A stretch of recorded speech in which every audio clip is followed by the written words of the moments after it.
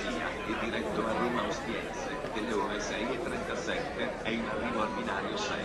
Partenza all'alba da tutto il Veneto, direzione Piazza del Popolo a Roma. In 8.000 i piccoli imprenditori, artigiani e commercianti riuniti sotto la grande famiglia di Rete Italia, arrivati dalla nostra regione per protestare e chiedere un disperato cambio di rotta al governo. Il treno ad alta velocità, come sistema economico, rischiamo di diventare un treno merci.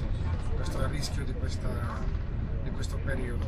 Siamo partiti in 8.000 dal Veneto perché vogliamo un grande cambiamento da parte di questo governo, così non possiamo più lavorare. 1.000 da Venezia, 800 da Vicenza, 5 pullman da Padova e poi da Treviso, Belluno, Rovigo, 60.000 alla fine i piccoli imprenditori arrivati da tutta Italia, pronti a ribellarsi, stufi di lavorare come dei muli.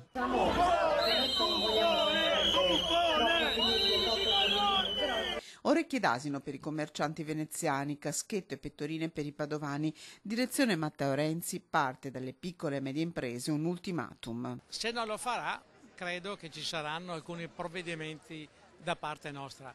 Non siamo qui a perdere tempo, non scendiamo in piazza molto facilmente, ma quando lo facciamo perché siamo convinti, ma soprattutto perché vogliamo risultati.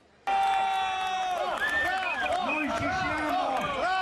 Stop al paga e Tasi, spiegano con un eloquente cartello i commercianti di Belluno. Il Veneto dei muli è pronto a far squadra con tutta Italia per dire basta alle tasse, sì a un rilancio serio dell'economia.